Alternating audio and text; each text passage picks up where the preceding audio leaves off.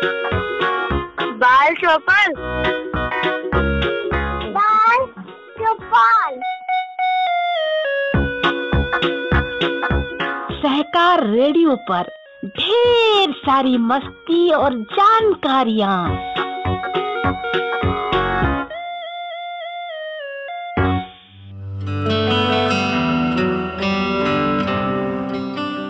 Hello बच्चों, सहकार radio के कार्यक्रम बाल चौपाल में आज आपके साथ हूँ मैं सुनीता। ज्ञान विज्ञान की श्रृंखला में आज आप सुनेंगे अमेरिका की पहली महिला एस्ट्रोनॉट की कहानी, यानी अमेरिका की पहली महिला अंतरिक्ष यात्री की कहानी। उनका नाम है सैली राइट। इस पुस्तक को लिखा है एन मैरी एंडरसन ने और इसे हमने लिया है वेबसाइट epustakalay.com से। तो सुनो कहानी।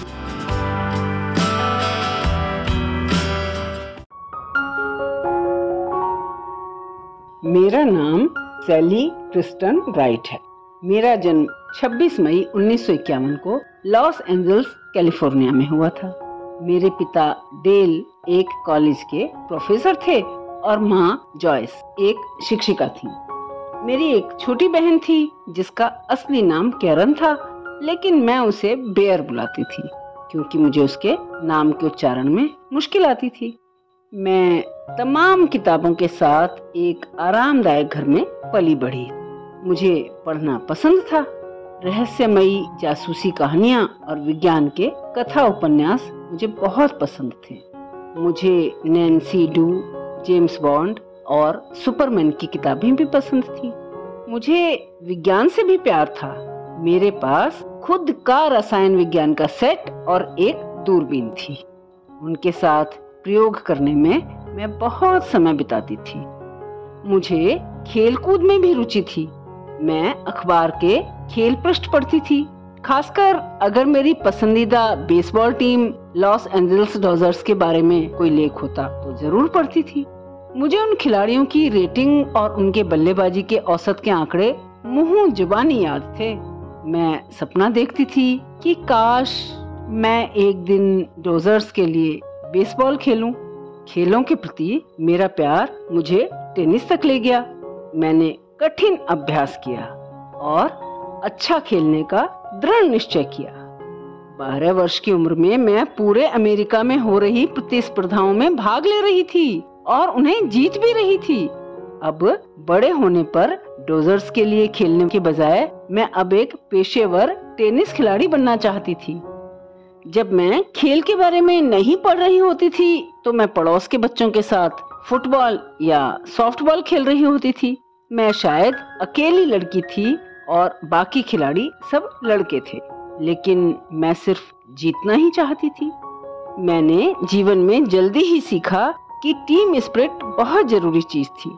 इसलिए जब टीम का चयन होता तो अक्सर टीम में सबसे पहले मैं ही चुनी जाती। मेरी टेनिस प्रतिभा के कारण मुझे लॉस एंजल्स के एक निजी हाई स्कूल में पढ़ने के लिए छात्रवृत्ति मिली। जूनियर वर्ष में डॉक्टर एलिजाबेथ मेमोर्स ने हमें फिजियोलॉजी का विषय पढ़ाया और उस क्लास ने मेरी जिंदगी ही बदल दी। डॉक्टर मेमोर्स से मैंने सीखा कि समस्याओं को हल करने के लिए वैज्ञानिक पद्धति का उपयोग कैसे किया जाए। मुझे पहेलियों, रहस्यमयी कहानियों और डेटा से हमेशा प्यार था। अब मुझे महसूस हुआ कि वैज्ञानिक बनने के लिए मुझे उन सभी चीजों को एक साथ जोड़ना होगा। अब मेरे सामने हासिल करने के लिए एक नया सपना था। हाई स्कूल में मैं अपनी कक्षा के पहले 6 छात्रों में रही। तब मैंने भौतिकी का अध्ययन किया। फिर कैलिफोर्निया के पॉल ऑल्टो के स्टैनफोर्ड विश्वविद्यालय में दाखिला लेने से पहले मैंने स्वारथमोर कॉलेज में टेनिस खेला। स्टैनफोर्ड में मुझे अपनी विज्ञान कक्षाएं पसंद थी, लेकिन अपने जूनियर वर्ष में मैंने नाटककार विलियम शेक्सपियर के बारे में एक विशेष कोर्स पढ़ा। मुझे उनके नाटक बहुत पसंद आए। 1973 में जब मैंने स्टैनफोर्ड से स्नातक की उपाधि प्राप्त की तो मुझे 2 डिग्रियां मिली, एक भौतिकी में और दूसरी अंग्रेजी में। मैं 5 और वर्षों तक स्टैनफोर्ड में रही। मैंने भौतिकी में मास्टर्स डिग्री और खगोल भौतिकी में पीएचडी हासिल की। स्टैनफोर्ड के मेरे शोध में सितारों द्वारा फेंकी ऊर्जा का अध्ययन भी शामिल था। पर मुझे ये पता नहीं था कि मैं अब किस प्रकार की नौकरी करूंगी, क्योंकि मैं कॉलेज छोड़ने के बाद अब डॉक्टर सैली राइट बन गई थी। फिर एक दिन मैं स्टैनफोर्ड डेली अखबार पढ़ रही थी। उसमें मुझे national aeronautics and space administration का एक विज्ञापन दिखा, यानी नासा का, जिसमें उन्हें 35 नए अंतरिक्ष यात्रियों की तलाश थी। उसमें पहली बार महिलाओं की अर्जियों को आमंत्रित किया गया था। अचानक मुझे पता चला कि मैं क्या काम करना चाहती थी। मैं एक अंतरिक्ष यात्री बनना चाहती थी। मैंने उसी दिन अपनी अर्जी भेज दी। 7,000 से अधिक पुरुषों और 1,000 महिलाओं ने उस विज्ञापन के लिए अपनी अर्जियां भेजी। 208 की फाइनल लिस्ट में मेरा भी नाम था। एक सप्ताह के इंटरव्यू और महीनों की प्रतीक्षा के बाद मुझे नासा से एक फोन कॉल आया, जिसमें मुझे 1979 के अंतरिक्ष यात्री वर्ग में 5 अन्य महिलाओं और 29 पुरुषों के साथ चुना गया था। उससे मैं बहुत रोमांचित हुई। अगले पूरे वर्ष अन्य अंतरिक्ष यात्री सहपाठियों के साथ मैंने स्पेस शटल यानी अंतरिक्ष यान के बारे में सब कुछ सीखा। हमने गणित, कंप्यूटर विज्ञान, नेविगेशन, मौसम विज्ञान, भौतिकी और इंजीनियरिंग का अध्ययन किया। मैंने हर दिन दौड़ लगाई और अपनी सेहत बनाए रखने के लिए वजन उठाए। मैंने नासा के कोर्स के दौरान पैराशूट से कूदना भी सीखा। हालांकि केवल कुछ अंतरिक्ष यात्री ही पायलट होते हैं, लेकिन सभी अंतरिक्ष यात्रियों को 2 सीटर T-38 जेट यान में प्रशिक्षण लेना पड़ता था। क्योंकि मुझे उड़ना बहुत पसंद था, इसलिए मैंने अपने लिए पायलट लाइसेंस हासिल किया।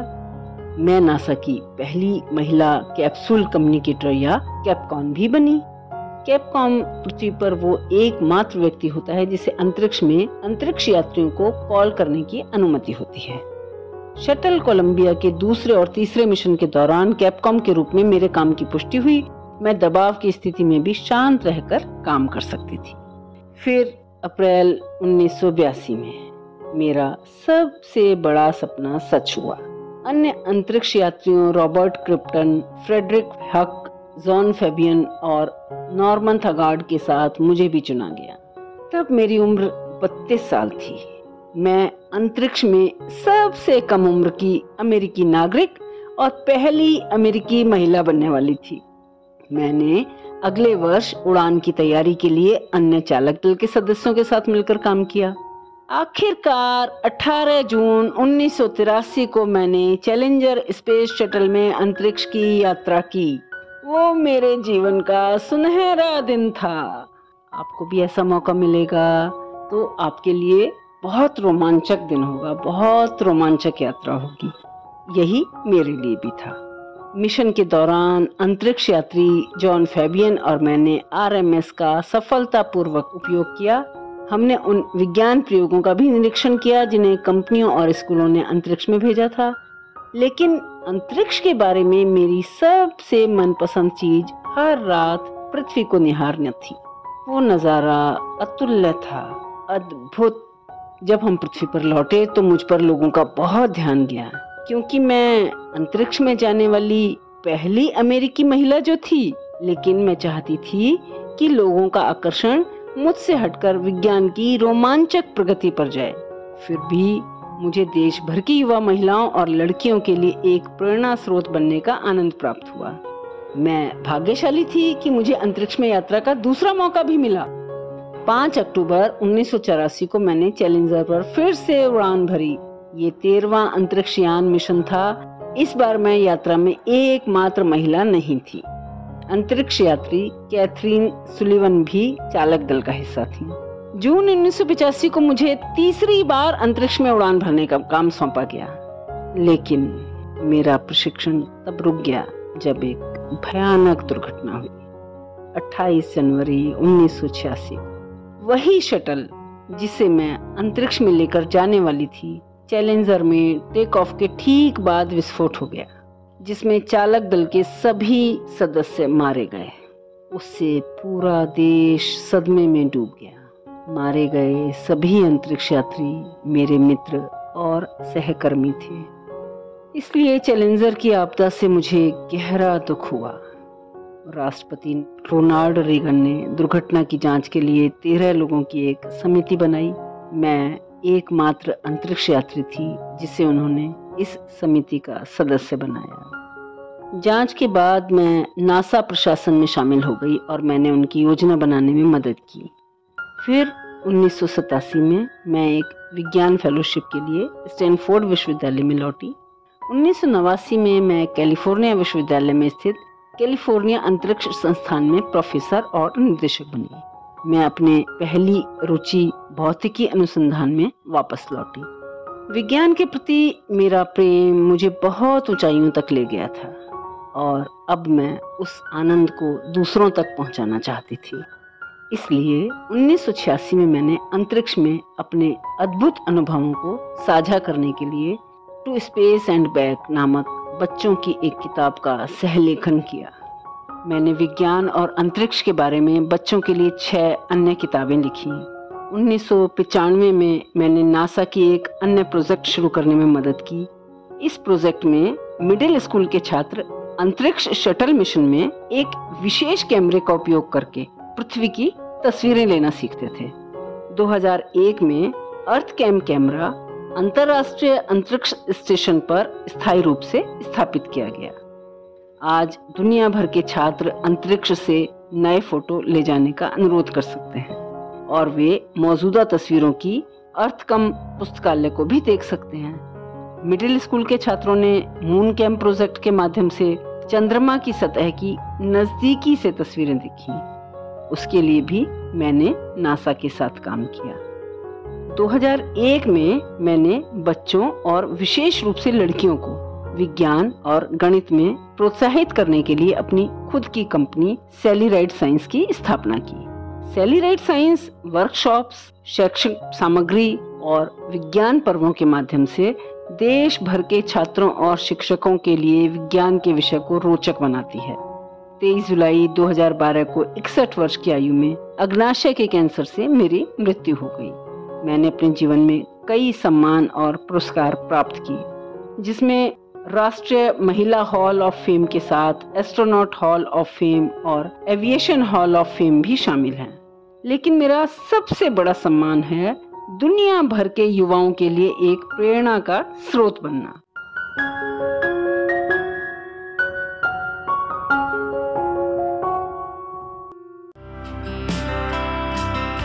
तो बच्चों, अभी आपने सुना एक और असाधारण महिला सैली राइड की कहानी।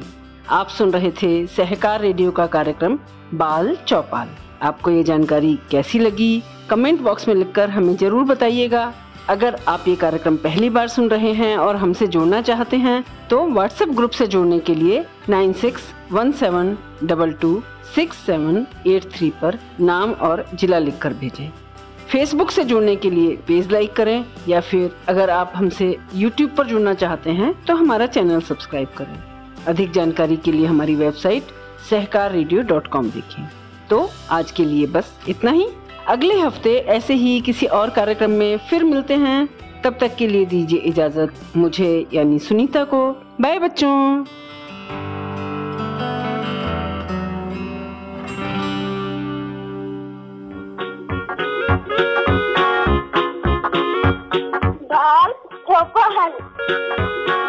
बाल चौपाल। बाल चौपाल। सहकार रेडियो पर ढेर सारी मस्ती और जानकारियाँ।